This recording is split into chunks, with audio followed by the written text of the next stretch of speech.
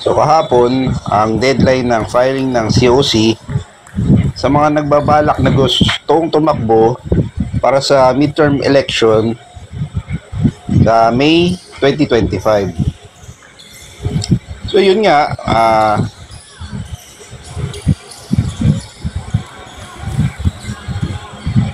kilalanin natin yung mga former PBA players na nag-file na kanilang COC, either tatakbo for re-election or yung mga first timer na lalahok sa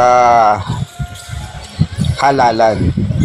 So kilalanin natin yung disclaimer lang, yung video na to ay hindi ginawa para i-endorse sila o i-promote sila sa kanilang mga gustong posisyon na kanilang sa mga posisyon na kanilang nagnanais na pagserbisyuhan bilang politiko. Bagkus ay ito'y FYI lang, paglalahad lang na kung sino-sino nga yung mga players na kung sino-sino nga yung mga former PBA players na tatakbo sa susunod na halalan. Unahin natin yung lungsod na kung saan ay napakaraming mga former PBA players ang tatakbo. Kumbaga, pwede na silang bumuo ng team ng pang 3x3. Sa yung lugar na yun, walang iba kundi sa San Juan, kung saan ang nagsisilbing mayor ay si Francis Zamora na dating player ng Lasal. Tapos sa PBL, pagkakatanda ko naglaro siya sa Blue Detergent.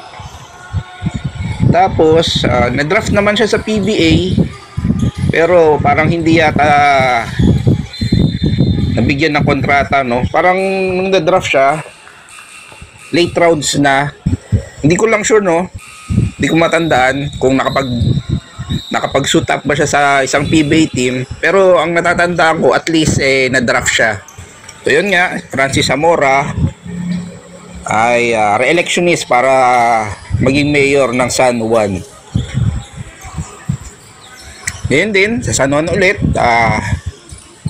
si Big Game Shop. So kilala naman ng lahat ng PBA fans kung sino si James Yap. Two-time PBA MVP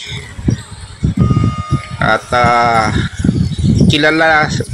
mas kilala na naglaro sa franchise ng Pure Foods, kung saan ay ginaya niya yung team na yun sa isang Grand Slam. Eventually, na-trade siya sa Rain or Shine na kinadismaya ng mga fans ng Pure Foods dahil syempre gusto nila sana sa Pure Foods na mag-retire itong si James Yap. Kaso nga na nagkaroon ng issue, na-trade siya sa Rain or Shine. At kasalukuyan nakalain na pa rin siya sa Blackwater, pero may bali-balita na last season niya na ito at magfo-focus na lang bilang councilor nga ng San Juan. Sa ngayon, first term niya bilang councilor, at ito nga nagbibid siya para sa re-election sa kanyang second term sa San Juan. Gayon din sa San Juan pa rin, isa ding dating former PBA player na si Don Aliado. Kilala na din na naglaro para sa Lasal nung college days niya. Then pagpunta niya sa PBA, na-draft siya ng Alaska. Then naglaro din sa Pure Foods. Hindi ko na matandaan kung saan siya nag-retire. Pero yun, yung dalawang teams na yun ang notable na teams na pinaglaruan niya, Alaska and Pure Foods. Si Don Aliato ay big man, forward center, may decent shooting sa labas, and ayun nga, katulad ni James Yap, re-electionist din yata ito, no? Sabay sila ni James Yap tumakbo nung last election, and ito nga, nagseeking din siya sa kanyang second term para sa San Juan.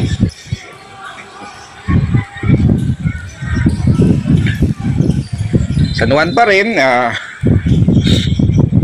isang dating player din ng Lasal na si Renren Etualo. Naglaro sa PBA under Air 21 o FedEx, at moniker niya is Rainman. Kilalang tirador sa 3 points itong si Renren Etualo. At first time niyang tatakbo bilang councilor sa San Juan, pero ayon sa aking research sports director siya ngayon sa San Juan.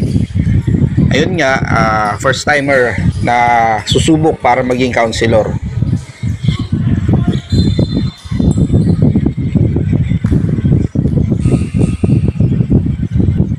So, ayun yung apat na former PBA players na gustong magsilbi sa San Juan.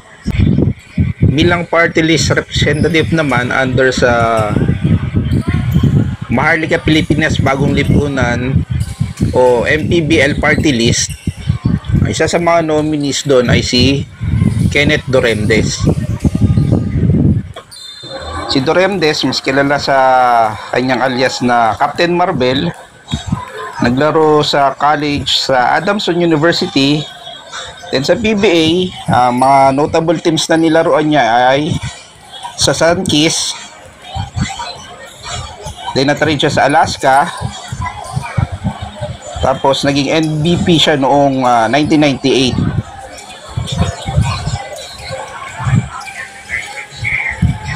Sa ngayon, commissioner siya ng MPBL. Si Vergel Meneses naman ay magbibid din ng kanyang re-election bilang mayor ng isang taon dyan sa Bulacan. Second term niya yata to, no, bilang mayor. And naging PBA MVP din tong si Meneses. At ang kanyang mga notable teams na nilaro na Sanchez, Ginebra, naglaro din siya sa Ginebra, at sa Air 21.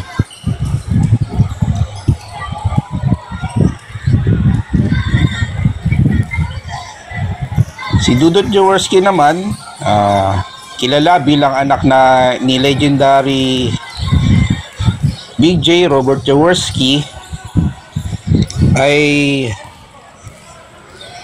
nagbibid din para sa re-election bilang vice mayor sa Pasig. Si Dudut, syempre naglaro under sa kanyang tatay sa Gordon's Jeans o sa Ginebra. At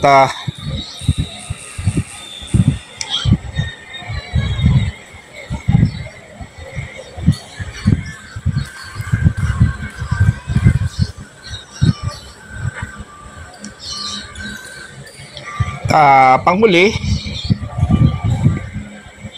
although questionable yung pagiging PBA player niya, no, dahil parang nagsilbing mascot lang siya, pero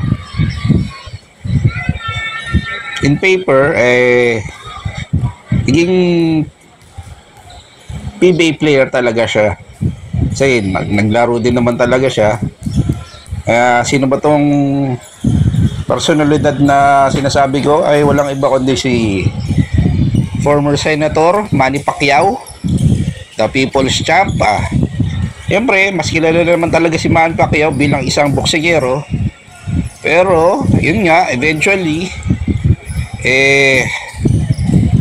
nabigyan siya ng oportunidad na makalaro sa PBA dahil ginawa siyang head coach player ng Terafima Jeep. Nung time na yun ano bang gamit na ng Terafima Jeep noon? Anyway, hindi ko na Mahindra. So, yun nga, naging head coach siya at the same time player.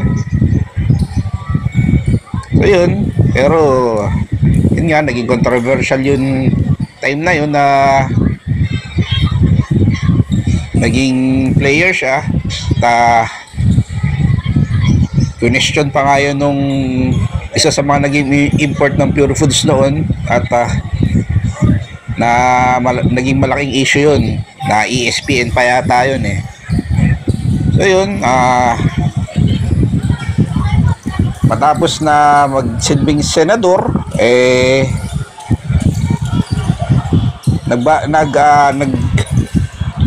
nagbalak siya na hindi nagbalak, tumakbo siya bilang presidente. Yun nga, natalo. Kaya sa pagkakataon ito, babalik siya ulit sa Senado at tatakbo muling babalik siya sa Senado. Ito nga si Manny Pacquiao.